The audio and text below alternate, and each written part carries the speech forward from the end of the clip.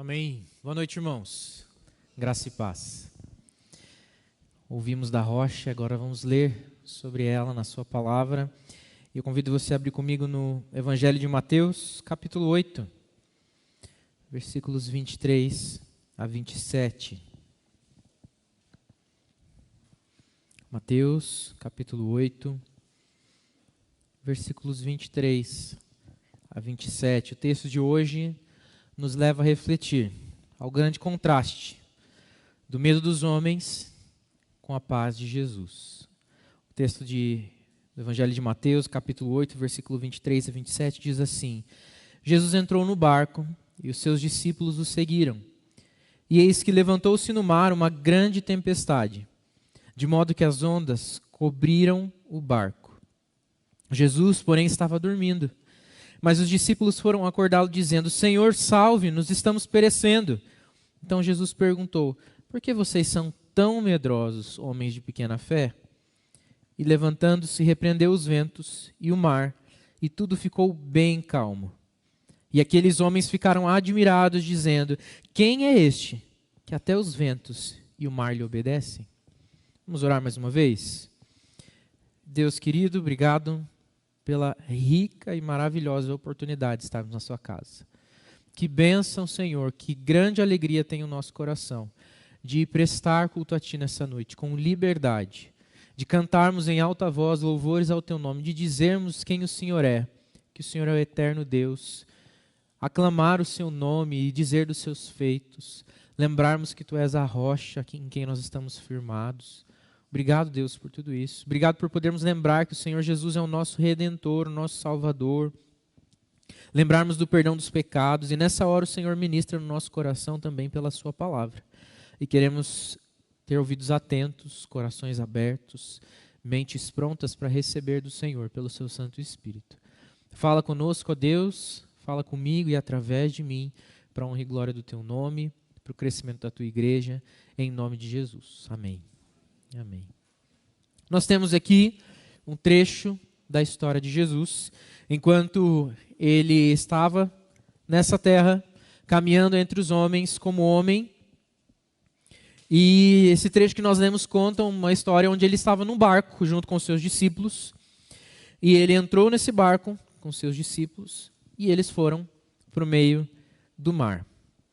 Aqui a gente fala mar. E por hábito a gente já ouviu falar, tem até a musiquinha do Mar da Galileia, que é o mar que eles estavam, mas na verdade o Mar da Galileia é um grande lago, um lago não muito extenso, não muito largo, mas muito profundo. O Mar da Galileia, no seu comprimento, chega a ter em torno de 20 quilômetros, que não é muita coisa, considerando o tamanho dos lagos e lugares chamados de mar, pelo menos, né? E na sua extensão mais larga, aliás, na sua maior largura, em torno de 13 quilômetros de leste a oeste. Porém, a sua profundidade pode chegar até 200 metros de profundidade, bem profundo.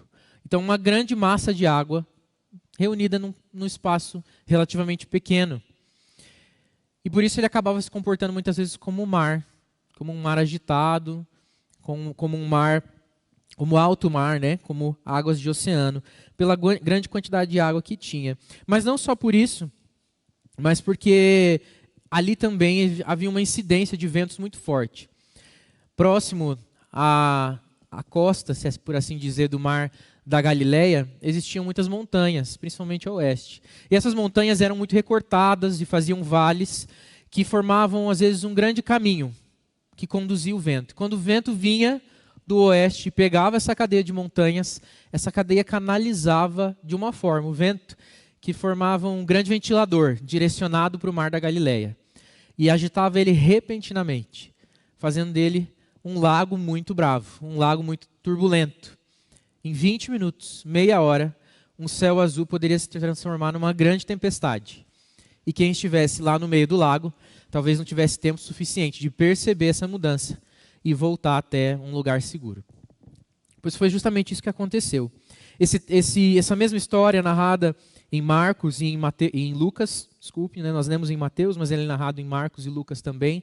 E tanto Marcos quanto Lucas indicam que não só o barco de Jesus, mas alguns outros barcos seguiram também o barco de Jesus. Então foi quase que um pequeno comboio de barcos, se é que é assim que dá para dizer, uma comitiva, uma reunião de barcos aí que saiu da terra seca e foi navegar. E Jesus, curiosamente, dormia. Jesus tirou um tempo de cochilo, um descanso. E se você lê o texto antes e vê a sequência de acontecimentos, Jesus realizou uma série de curas, pregações, inclusive utilizando o barco como púlpito. Ele utilizou o barco para poder se destacar no meio daquela multidão que o seguia na terra, que o seguia na água, dentro de barcos. E Jesus descansa. Ele entra no barco e descansa. E de repente vem esse agito, essa tempestade. As coisas começam a ficar conturbadas, a água se agitam, os ventos se esbravejam contra o barco. E aqueles homens ficam espantados, aterrorizados, apavorados com aquilo tudo que está acontecendo. E eles não sabem o que fazer. E o texto aqui, a palavra do texto que fala da tempestade, é a mesma palavra utilizada para terremoto. De tão forte que era essa tempestade, tão intensa que era essa tempestade, que chacoalhava o barco. E o texto que a gente leu diz para a gente que as ondas cobriam o barco. As ondas vinham de tal forma que elas superavam a altura do barco. E começou a encher de água dentro do barco. E começou a ficar inviável ficar ali dentro. E eles já não sabiam mais o que fazer. E aí eles falam, então, vamos pedir ajuda, né? Jesus está aqui no barco. A gente pode pedir ajuda para ele. E vão até Jesus e pedem ajuda. Mas eles não só pedem ajuda, mas falam, Senhor, o Senhor não liga se a gente morrer, não? A narrativa de Marcos e de Lucas, ele usa essa frase, não se importa que a gente morra? Mateus é mais suave, né? E ele diz, estamos perecendo, estamos morrendo. Mas na verdade eles estavam até, de certa forma, indignados com Jesus. Poxa, o barco agitado e o Senhor dormindo, não se importa que a gente vai morrer? E Jesus repreende a fé deles e fala, por que vocês são tão medrosos? Acho interessante porque ele intensifica, e ele não fala só porque vocês são medrosos, mas ele diz porque vocês são tão medrosos, que apavorados, que desesperados, que ansiosos vocês são. Por que tanto? E Jesus dá uma palavra de ordem, e o mar se acalma. As águas do mar da Galileia se acalmam, tudo fica muito calmo. As pessoas que estão ali à volta olham e dizem, quem é esse que até os ventos e o mar lhe obedece? Que autoridade é essa? Quem é esse homem?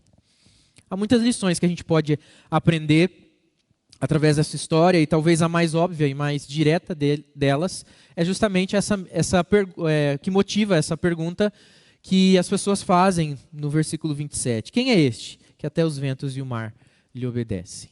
A lição talvez mais direta, então, a respeito do texto é Jesus tem uma grande autoridade para pôr calmaria até mesmo num mar agitado.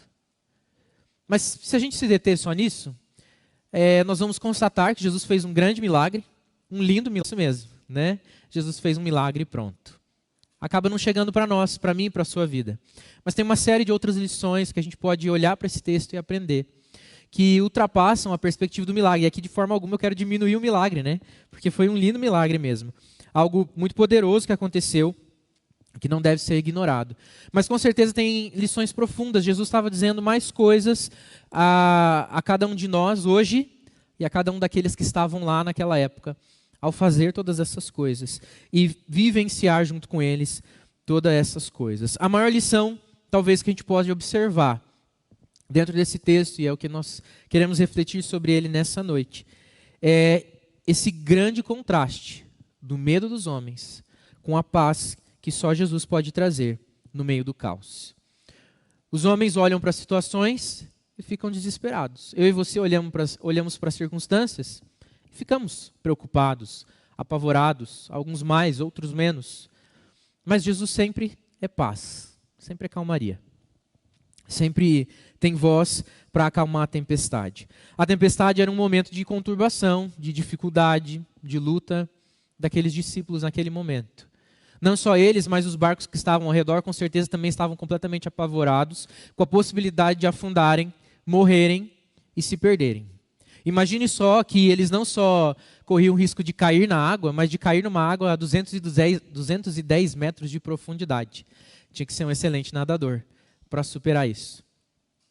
Certa vez, eu, meus pais e a minha irmã, nós resolvemos tirar férias e nós fomos lá para São Francisco do Sul. E nós ficamos numa pousadinha que ficava bem na Baía da Babitonga E quando você olhava para o outro lado, você conseguia enxergar um vilarejo, que eu não vou me recordar o nome, que tem lá do outro lado, que tem um pier bonito, assim, grande, um trapiche longo. E eu e minha irmã olhamos, tinha um caiaque na pousada que você podia usar à vontade. A gente falou, vamos atravessar? Vamos atravessar? E a gente viu e falou, nossa, parece que está tão perto, a gente está enxergando daqui. É fácil chegar lá. E nós fomos. E a gente foi indo, estava rendendo, aí o braço começou a cansar, nosso condicionamento físico de tartaruga começou a reclamar. E aí quando a gente estava, parecia metade, mas provavelmente não era nem um terço, mas a gente tinha certeza que era pelo menos a metade, né? A gente conta assim que é para melhorar o feito. O braço começou a cansar demais e começou a vir uma fadiga. E de repente a gente percebeu que tinham navios muito grandes e muito perto.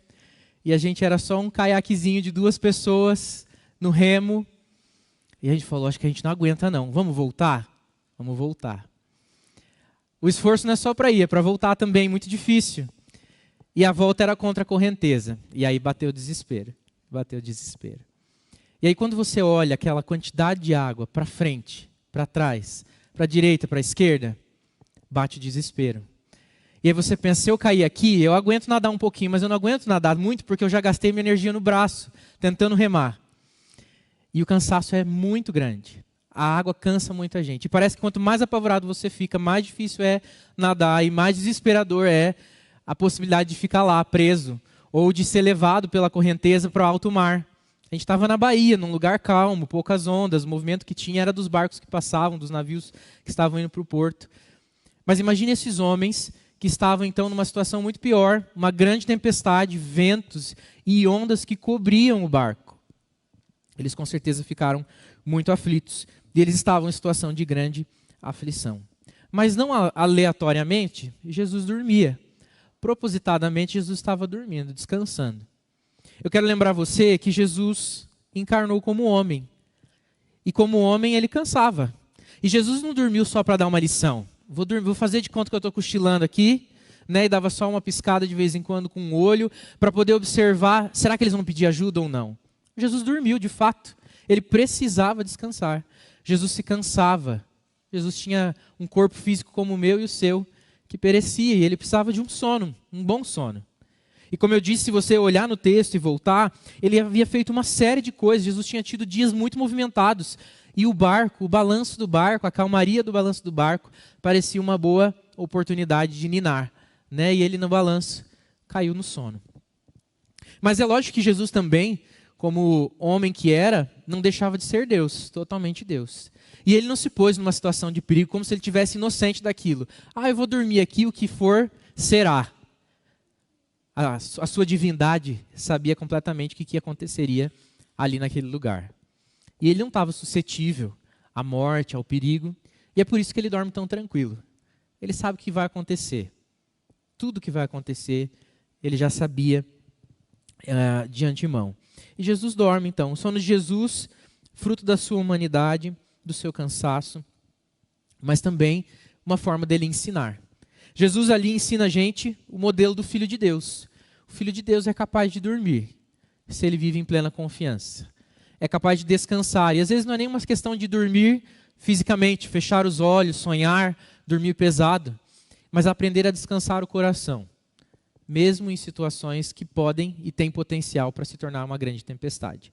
Eu aposto que quando Jesus pegou no sono, ainda o mar não estava agitado, estava calmo, porque ele estava querendo descansar. Mas ele sabia que tinha esse potencial e ainda assim dorme, descansa. Ele cansou, então ele descansou. A sua divindade sempre vigilante sabia então que ali não havia perigo para ele, nem para os seus. E ele então dorme tranquilamente. A tempestade, na verdade, ali é um grande teste de fé. Não para Jesus, mas para os discípulos. E assim como para mim e para você, os períodos de grande conturbação, de dificuldade, eles são testes de fé. João Calvino, comentando esse texto, fala algo muito bonito. Ele diz que à medida que as ondas cobriam o barco, a fraqueza dos discípulos era descoberta. À medida que as ondas tapavam o barco, a fé deles era descoberta. É no meio das grandes tempestades, das grandes ondas, que a nossa fé é descoberta. Que nós descobrimos as fraquezas que permeiam a nossa fé ou a nossa suposta firmeza de fé. Mas também é no meio da dificuldade que nós vemos a fortaleza da nossa fé, que nós provamos o quanto a nossa fé tem sido enrobustecida pelos ensinos, pela vivência diária, pela vida de oração, pela intimidade com Deus. Naquele momento, os discípulos demonstraram que, embora eles estivessem perto de Jesus, caminhando com Jesus, amavam ouvir os ensinos de Jesus, atendiam às suas necessidades e queriam estar perto desse homem que fazia as coisas maravilhosas, a fé deles ainda tinha muito que aprender e muito que crescer. Mesmo homens que andam perto de Jesus e mulheres que andam perto de Jesus, sempre podem desenvolver mais e firmar ainda mais a sua fé em Cristo Jesus.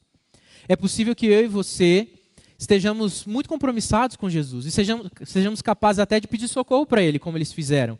Eles levantaram uma oração de súplica e disseram: Senhor, nos ajude, nós estamos perecendo, estamos morrendo. E isso é louvável. Saber a quem recorrer é muito importante na hora do desespero. Sabe aquele negócio? Eu não tenho a solução, mas eu conheço quem tem. Nós sabemos quem tem a solução para todas as coisas. E isso demonstrava que eles tinham, sim, alguma fé em Cristo Jesus. Mas Jesus reprova eles de alguma forma. Porque no meio dessa tempestade, no meio dessa provação de fé que eles passavam, no meio dessa aflição, eles não só pediram a ajuda de Jesus. Jesus reprova não a petição deles, mas o coração deles, que pede cheio de temor, que pede, mas pede apavorado, que pede sem confiança alguma, que pede quase como que um último recurso, um grito de desespero, e não uma confiança certa como única esperança, como nós ouvimos aqui que foi cantado. Jesus é sempre a única esperança, em toda e qualquer circunstância. Eu sei que muitas vezes tem situações do dia a dia que a gente fala: isso aqui eu dou conta, eu consigo resolver. Mas se engana aquele que cultiva no coração a ideia de que sempre pode resolver, ou de que tudo pode ser resolvido porque é simples. Às vezes uma coisa extremamente simples pode se tornar extremamente complicada. E isso pode ser um ensino de Deus para a sua vida, para você lembrar quem é a sua única esperança. Os discípulos aqui estavam sendo testados e se mostraram muito medrosos. O texto fala que Jesus disse: por que vocês são tão medrosos? Jesus intensifica e diz: vocês não são medrosos, vocês são apavorados, vocês são ansiosos, vocês me pedem socorro, mas estão aí tremendo, medo de morrer, e ainda me questionam se eu não me importo que vocês morram. A reprovação de Jesus foi essa fala deles, esse coração deles, que achava que Jesus ignorava o sofrimento deles, que Jesus não se importava com aquilo que eles passavam, que eles estavam, na verdade, pedindo socorro para Jesus, mas talvez desconfiados se mesmo Jesus podia fazer alguma coisa. Eles tinham visto Jesus dar pão, até curar doentes, mas puxa, um vento no meio do mar é muita coisa para Jesus, até para Jesus parece demais. Às vezes eu e você estamos em situações terríveis, pedimos socorro para Jesus, mas ficamos costurando em volta a situação pelo nosso desespero em querer arrumar, porque a gente não tem profunda confiança em Jesus. Muitas vezes no meio da provação a nossa fé se mostra conhecedora de muitas coisas, bem religiosa, mas pouquíssimo confiante. A gente pode olhar para a situação de aflição e perceber o quanto nós podemos desenvolver mais a nossa confiança naquele que tem todo o poder para fazer todas as coisas. Muitas vezes somos capazes de clamar, mas fazemos então sem confiança e completamente tomados por medo. Tenho percebido na palavra de Deus que às vezes a gente faz uma dualidade errada. Nós olhamos para alguns sentimentos, algumas emoções nossas e demonizamos elas. O medo talvez seja uma delas. E eu mesmo já disse que o medo é ruim, que a gente deve viver sem medo. E é verdade, a gente deve viver sem medo. Mas a Bíblia mostra para a gente, essa história mostra para a gente, que o temor também tem sua importância. Uma pessoa que não teme nada, ela está mais para insensível do que corajosa. Ela está mais para uma pessoa anestesiada sobre a realidade do que uma pessoa firme, forte de verdade. Aquela pessoa que não tem medo de nada, que encara tudo, na verdade ela é uma completa irresponsável até mesmo com a sua segurança.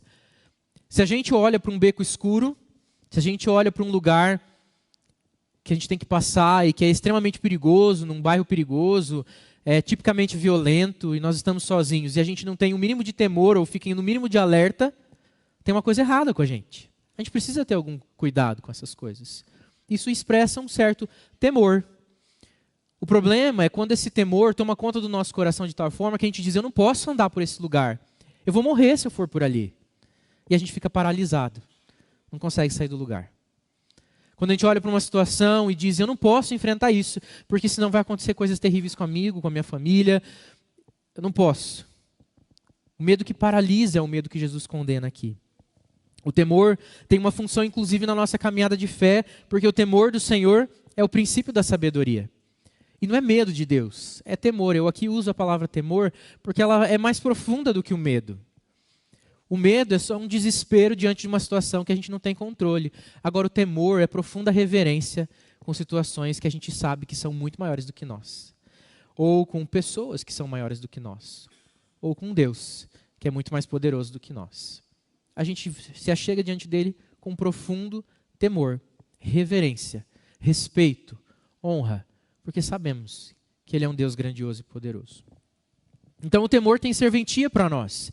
Se ele for bem gerido, bem administrado, o temor nos livra de perigos, o temor nos leva a fazer coisas com prudência, com sabedoria.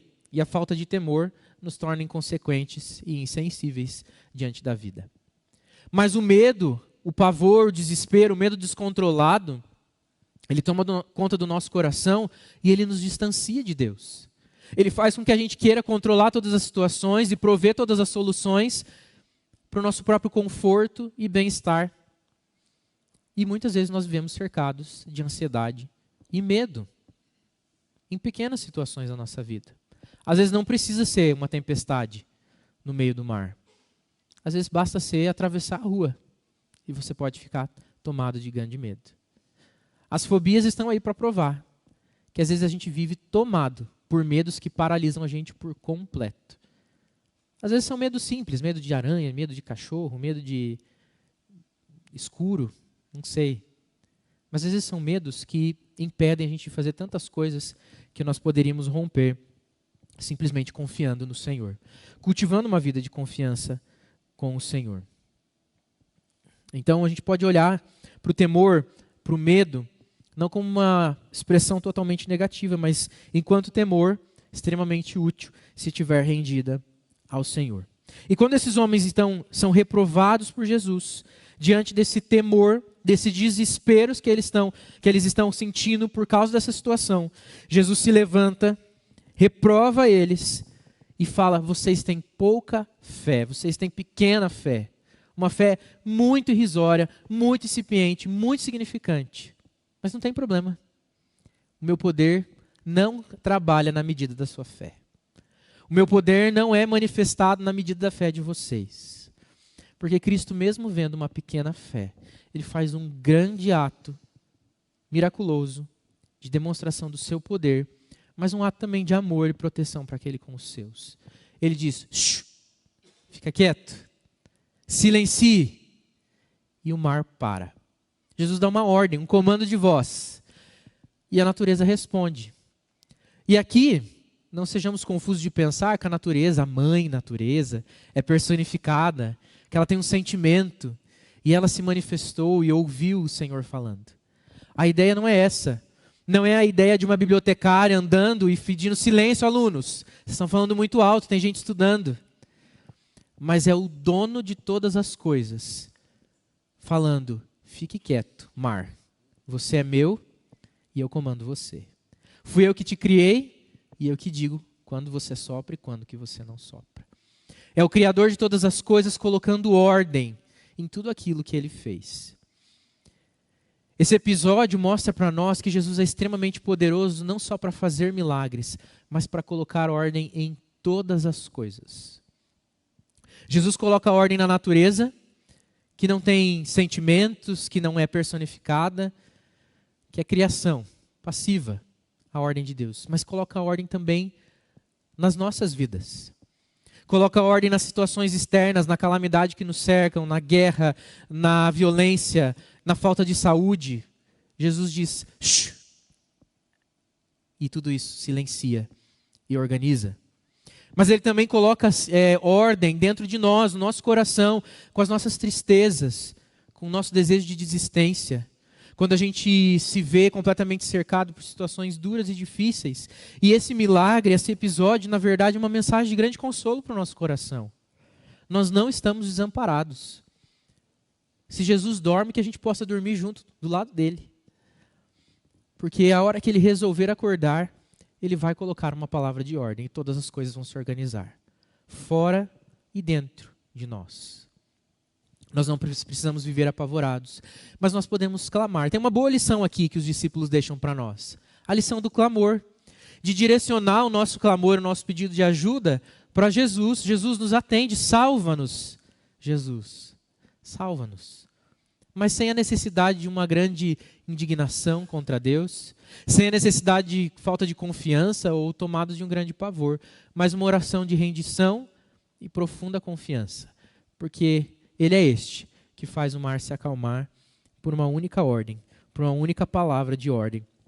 Ele controla todas as coisas, ordena todas as coisas, silencia tudo que está ao nosso redor e todas as confusões que estão à nossa volta e dentro de nós, elas são corrigidas e a paz se estabelece. Jesus traz paz por uma única palavra, por um único ato. E nós podemos crer nisso, que Ele é o Deus da paz, que Ele corrige a nossa fé, mesmo em meio à nossa pequena fé, Ele não deixa de agir com grandes milagres. Sabe que mesmo você hoje, se você olha para a sua situação e por acaso vive uma situação de grande perturbação e fala, me falta fé, eu não consigo ver, não consigo ter mais esperança, parece que isso tomou conta da minha vida.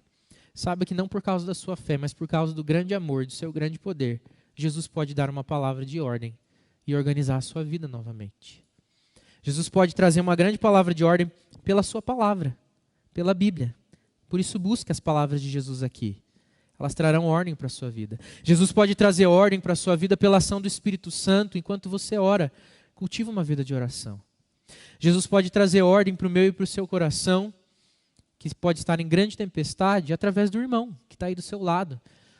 Na vida, no meio da comunidade de fé, um irmão pode ser usado para abençoar a vida do outro com palavras de paz que vêm da parte de Deus. O Senhor Jesus sempre pode trazer ordem. E não há tempestade grande o suficiente para conturbar o coração nosso, que Jesus não consiga dizer, aquiete-se, fique em silêncio. No último versículo, nós vemos aqui que esses homens olham e dizem, quem é este que até os ventos e o mar lhe obedecem? Talvez, em primeiro olhar, a gente pode pensar que os que disseram isso foram os próprios discípulos. Mas tudo indica que os discípulos tinham alguma confiança em Cristo, porque eles recorrem. Mas muitos dos que estavam nos barcos à volta, que a gente não vê nessa narrativa, mas se você for lá para Marcos capítulo 4, onde a narrativa se repete, Marcos conta que outros barcos então seguiram Jesus e muito provavelmente pessoas que estavam começando a ver aquela multidão se reunir, eles ficam maravilhados com aquilo que Jesus fez. Tem algo muito lindo nisso também, quando nós percebemos que quando Jesus coloca a ordem, isso também tem uma função missionária, evangelística. A ordem que Jesus coloca, ela não serve só para o nosso coração, mas é uma paz que transborda de nós e afeta todos aqueles que estão ao nosso redor. Quando Jesus coloca a ordem no meu e no seu coração, quando nós clamamos, Deus, ajuda-nos, salva-nos no meio dessa situação, e Ele coloca paz no meio do seu coração, essa paz pode transbordar na vida daqueles que estão ao nosso redor. E as pessoas olharem e dizerem, como que você está tão tranquilo diante de tudo isso que você está vivendo? Hoje pela manhã eu estive num velório de uma família cristã. E é muito diferente você perceber como o cristão passa por esses momentos. Teve choro, teve dor, teve despedida, mas não tem desespero. A gente pode olhar para aquele momento com grande esperança, sabendo que Deus tem coisas maravilhosas para aqueles que partem no Senhor. Existe consolo para nós em Cristo Jesus, porque Ele tem poder para organizar todas as coisas. E quando as pessoas olham para essa paz de quem tem Jesus agindo, eles podem olhar e dizer, eu preciso dessa paz, eu também quero provar dessa paz. E abre-se aí uma grande oportunidade de nós falarmos do amor de Deus para as pessoas. Às vezes as pessoas também não olham para nós e veem muita diferença. Elas são ansiosas, apavoradas, tomadas pelas circunstâncias. E elas olham para nós que cremos em Jesus e elas encontram um espelho. Que também estão ansiosos, apavorados, desesperados, com uma fé rasa. E a gente até gosta de dizer, não, pede ajuda para Jesus, Ele vai te ajudar. Mas quando é a nossa situação, às vezes a gente está tomado pelo desespero e o nosso testemunho é péssimo. Mas se a gente clamar com confiança, nós podemos ser ainda vasos de honra e bênção na vida das pessoas que estão ao nosso redor, para falar da paz de Cristo Jesus, que excede todo entendimento, que estabelece ordem no nosso coração, que estabelece ordem na nossa vida, que estabelece ordem nos nossos sentimentos, que estabelece ordem na nossa história, que estabelece ordem para além de nós, mas pode estender essa ordem para a vida de outras pessoas, que nos traz paz com Deus, que acalma a tempestade do pecado em nós, que afasta os ventos mentirosos que Satanás sopra nos nossos ouvidos e traz para a gente a calmaria da verdade da palavra de Deus, trazendo profunda paz ao nosso coração. A paz que repousa o coração do crente ofusca o desespero do mundo e pode levar o incrédulo à rendição ao príncipe da paz. Que nós possamos olhar para essa passagem que conta essa história e lembrarmos dessa palavra de consolo. Que no momento que você se sentir desesperado e precisar de paz, que você olhe para Jesus e confiadamente diga, Senhor, me salva e traz paz, ordem para a minha vida e para o meu coração. E que essa paz possa ser uma boa oportunidade de eu abençoar a vida de outras pessoas e compartilhar do príncipe da paz com aqueles que ainda não te conhecem. Deus fale ao meu e ao seu coração ainda mais nessa noite, através dessa palavra. E eu quero convidar você a orar comigo nessa hora, colocando a sua vida diante do Senhor, colocando a situação que você eventualmente esteja passando, de conflito no seu coração, e lembrando que Jesus ainda acalma tempestades. Deus querido, nós estamos aqui diante do Senhor e clamamos, ó Deus, pela sua paz, pela sua palavra de ordem, que diz ao mar, aos ventos, aos problemas, às perseguições, às confusões, às mentiras, às guerras, que se aquietem, que saiam de diante de nós e acalma todas as coisas e organiza todas as coisas. Nós clamamos pela sua palavra de ordem sobre as nossas vidas, ó Pai, para que nós possamos provar de paz que vem do Senhor. Deus querido, que no meio das confusões, das aflições, nós possamos ter a nossa fé provada e aprovada diante do Senhor. Deus, que mesmo nós que já caminhamos longos períodos contigo, muitas vezes podemos nos ver fraquejando na fé, sejamos lembrados de quem o Senhor é, aquele que acalma a tempestade, que os ventos lhe obedecem. Queremos, ó Deus querido, olhar para o Senhor Jesus com confiança, sem desespero e sem medo. Lança sobre nós o seu amor, para que nós possamos provar do amor que lança fora todo medo.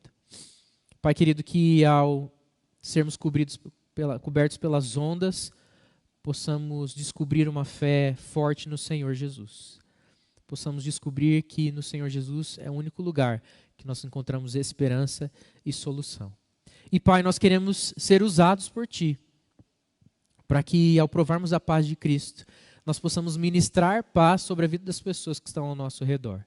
E elas possam perceber que não precisam viver com medo e desesperadas, aflitas ou aprisionadas, porque o Senhor Jesus é paz para todos.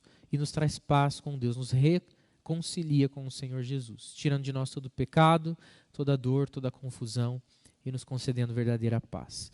Louvado seja o Teu nome, ó Deus. Ecoa em nós essa mensagem ao longo da nossa semana, firme em nós esses princípios que são aqui ensinados. Obrigado por podermos ver que Jesus realmente é poderoso e faz grandes milagres, mas que essa história não está presa no passado, não é só uma narrativa que nós olhamos e admiramos, mas um ensino profundo para os nossos dias, para a nossa vida hoje, que transforma o nosso jeito de olhar para o nosso dia a dia, para o nosso viver, olhando para Jesus, confiando no seu grande poder.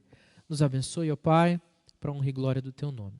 E que a maravilhosa graça de Cristo Jesus, o amor de Deus, o nosso Pai, a comunhão, a consolação do Santo Espírito, seja com cada um de nós, hoje e para todos sempre. Amém.